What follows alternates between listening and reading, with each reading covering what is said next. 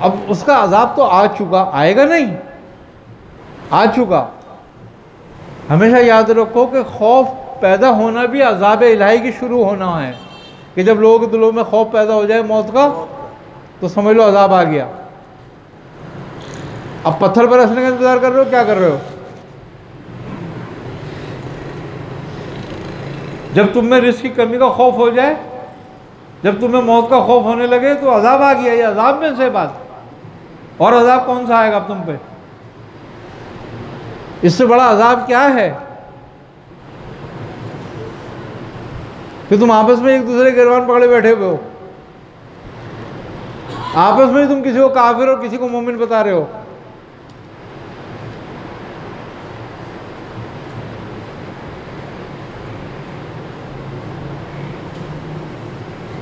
हम में बहुत बड़ी बड़ी खराबियां पैदा हो गई। हम हर बात में तहरीफ चाहते हैं। ये बनी इसराइल की सबसे बड़ी बात थी कि वो हर काम में तहरीफ करा करते थे।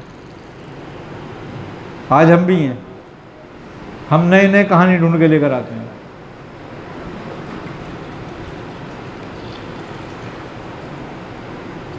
अच्छा, इनके लिए सारा माल जायज़ है, चाहे तुम अच्छा मस्जिद में दो, तुम मदरसे में दो, तुम माल दो, इन्हें इससे मतलब नहीं माल देने वाला कौन है।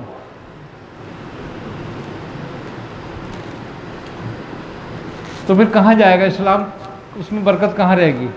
कहाँ उसमें खैर होगी उस इस्लाम में जिसमें ये भी तुम तमीज़ नहीं करो कि माल हमें दे कौन रहा है।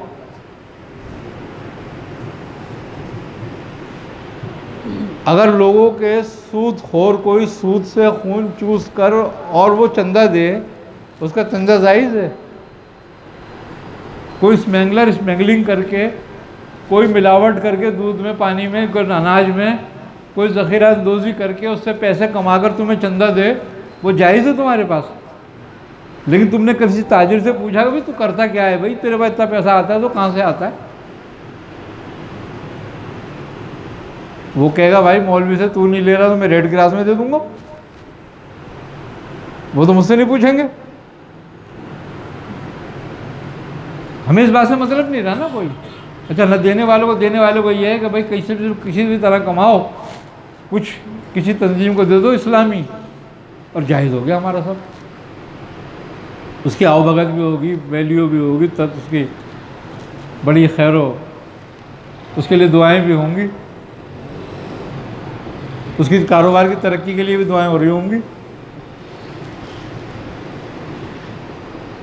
गरीब आदमी चला जाए बेचारा, ज़रा देखो उसको कैसा जलील और रुस्वा करते हैं।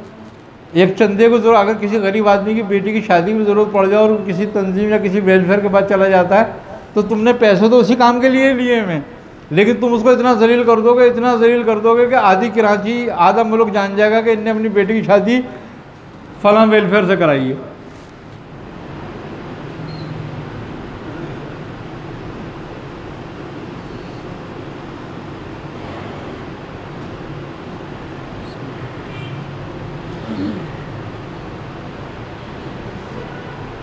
बात सिर्फ इतनी सी है कि अबे भाई हमारी तुम शादियां मत कराओ, हमें तुम रोटी मत दो, लेकिन सुकून से तो रहने दो, एक होके तो रहने दो।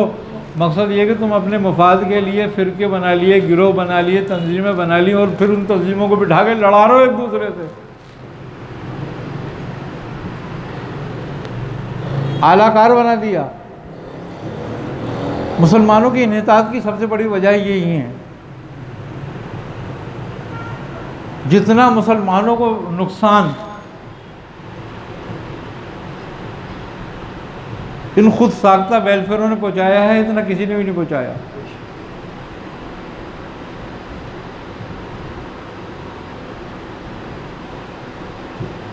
सबसे बड़ी खतरनाक बात पता है क्या होती है मुल्कों के लिए? वो ये है कि माहिर माशियात कहते हैं किसी मुल्क को तबाह करना हो, उसकी आवाम को, तो पैसे की तकसीम को डिसबैलेंस कर दो।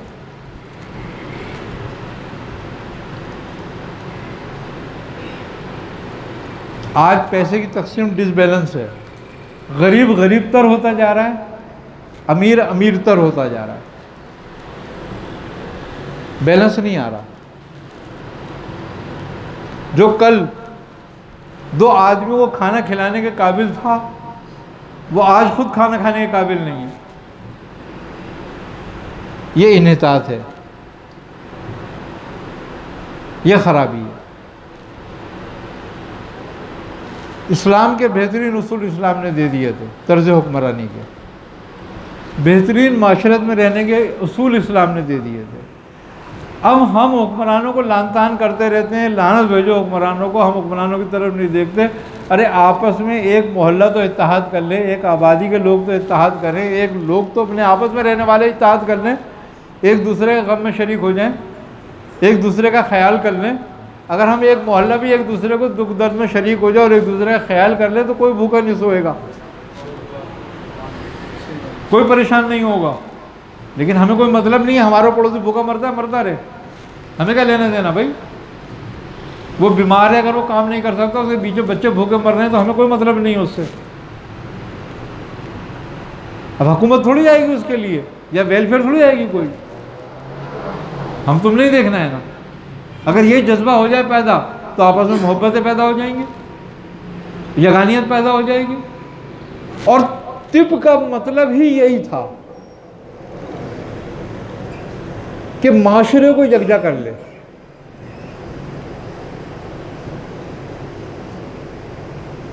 देखो तुम दोनों उलूम पढ़ते हो, मिसाल के तौर पर तुम दोनों उलूम में हो कामिल। बात यह है कि तुम मुफ्ती भी हो और तुम तबीब भी हो, एक छोटी सी बात है।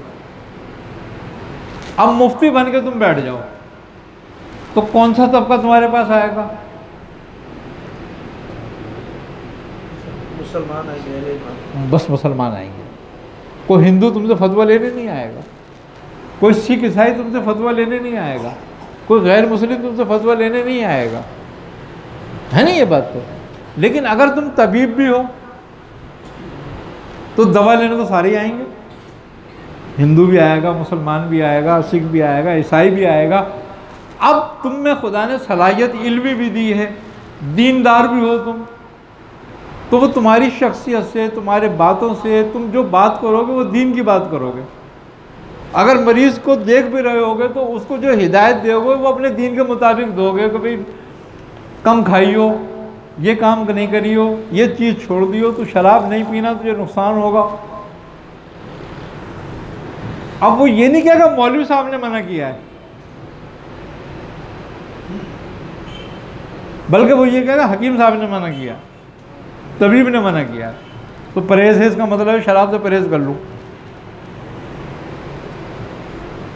वहाँ तबलीग भी होगी तुम्हारी, तुम मोहताज भी नहीं होगे। आज तुम खाली मौलवी बन के बैठ जाते हो तो दो बातों के मोहताज हो, या तो लोगों को चंदे के या फिर कमेटी के। और कमेटी में एक से एक बदमाश होता है।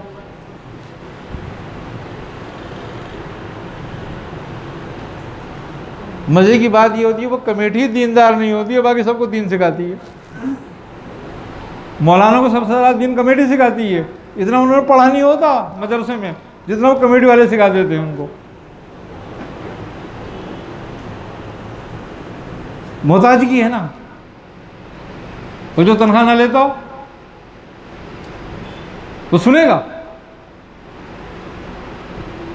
तो हक की बात क्या कहा, चलो भाई कमेटी होगी अपने लिए, मैं तुमसे तनख्वाह लेता हूँ क्या, मैं तो वही बात करूंगा जो हक है। तो बात यह है कि उन्होंने सोचा कि इसको तिब को दीन से अलग करो, असरी उलूम को दीन से अलग कर दो। असरी उलूम को, जब असरी उलूम को दीन से अलग किया गया तो इसका नतीजा मोहताजगी में हो गया। और वो चाहते ये थे कि दीनदार जो लोग तबका है वो हमारा मोहताज हो जाए। क्यों? कि इनके पास जो हथियार है वो है मिंबर। हम एक आदमी को गाइड करेंगे और ये 1000 आदमी को। अगर एक आदमी हमारी बात मान लेता है तो 1000 आदमी एक आदमी की बात मानेंगे, तो हमारा पैगाम तो 1001 आदमी के पास पहुंच गया। और वो पहुंच गया उसकी मोहताजगी की वजह से।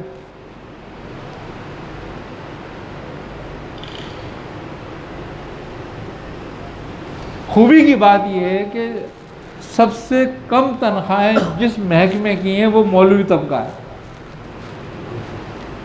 और छुट्टी इसकी है नहीं कोई भी। हर महकमे में छुट्टी है, इसकी छुट्टी हैं? छुट्टी पर इसकी इसकी छुट्टी है। और तनख्वाह इसको कितनी मिलेगी कि वो केएमसी का जो बेचारा वो है ना, मेहतर झाड़ू देने वाला, उसको भी 14-15 हज़ार मिलती है, उसको 8 ही मिलती है। कोई मौलवी खुश हो नसीब होगा जिसको 20-25 मिलती होगी, किसी को 50-60 मिलती होगी, वो उससे ज़्यादा खुश नसीब।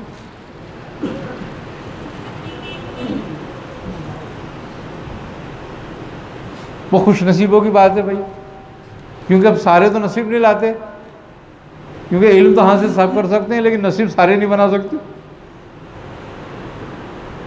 तो बात यही है कि हमारे को हमारे अकाबिरों को मोहताज कर दिया गया। उलमा हमारे अकाबिर ही है ना, अवाम मालदार और उलमा मोहताज। नतीजा क्या निकलता है कि हर मोहताज जो है वो मालदार की सुनता है और उसके मुताबिक करता है। आज कब्जा है दीन पर मालदारों का, इससे पहले कभी मालदारों का कब्जा दीन पे नहीं था, आज कब्जा है मालदारों का दीन पर। वो खुद अपने आप को दीन की अथॉरिटी समझते हैं।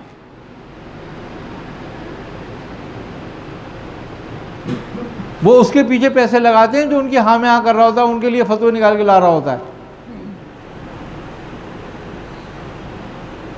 और जिसने कहा कि सेठ साहब ये बात ऐसे नहीं ऐसे, उसने बोला कि ये इसका मतलब है आगे का ये गद्दार है उनकी नज़र में उनका, कि ये मुस्तकबिल हमारे लिए जो है कोई मुसीबत खड़ी करेगा, इसको फारिग करो।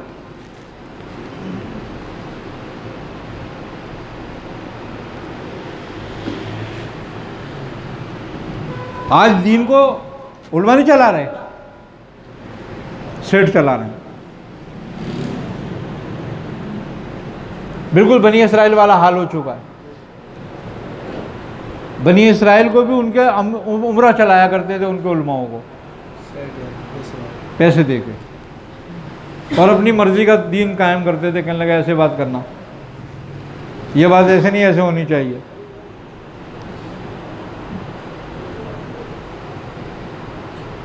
एक साजिश है ये। अमीर आदमी का दीन कोई नहीं होता,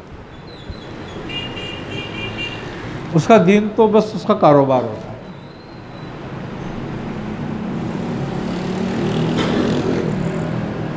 और उसका सवाब उसके मुनाफे में और उसका अजाब उसके घाटे में। तो कोई चाहेगा मुझ पे अजाब आए? कोई नहीं चाहता। सवाब ही चाहते हैं तो मुनाफा चाहते हैं। अब मुनाफा किसके ज़रिए हो सकता है, वो रास्ता ढूंढते हैं। वो मखसूस लोगों के हाथ में, फिर वो कहते हैं हमारी मर्जी से बात करो। ये उनके आका हैं, उलमा के आका सेठ हैं और सेठों के आका कोई और हैं। ताने बाने वहीं से जुड़ गए, ताने बाने वहाँ से जुड़ रहे हैं। आज तुम गुलाम रहोगे। एक ज़माना हो गया, मुसलमान हुक्मरान है ना, मुसलमान स्टेट है ना, 70 बरस स्टेट को हो गए। एक आलिम की डिग्री को सरकारी तौर पे नहीं माना जाता, अब बड़ी मुश्किल से मानने लगे हैं। एक तबीब की डिग्री को जो 4 साल से पढ़ता है, उसकी डिग्री को इंटर से आगे नहीं मानते, जबकि वो ग्रेजुएशन होना चाहिए, उसकी ग्रेजुएट होनी चाहिए। एक डॉक्टर MBBS की डिग्री किस दर्जे में है?